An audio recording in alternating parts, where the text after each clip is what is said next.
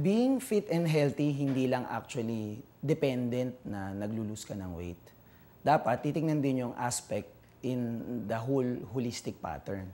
In such a way na kumakain ka ba ng tama, hindi ka nagsiskip ng meal, well, at least 3 times in a day kumakain ka.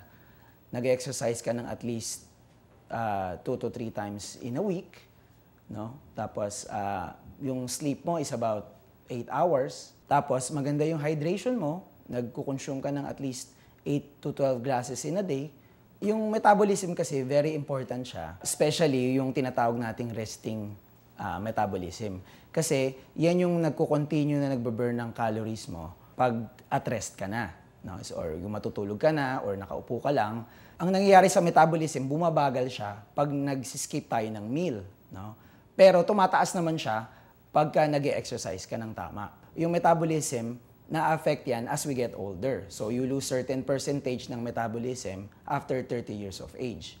So kailangan natin i-maintain yung tamang exercise, no skipping meals, para ma-maintain mo yung good optimal metabolism.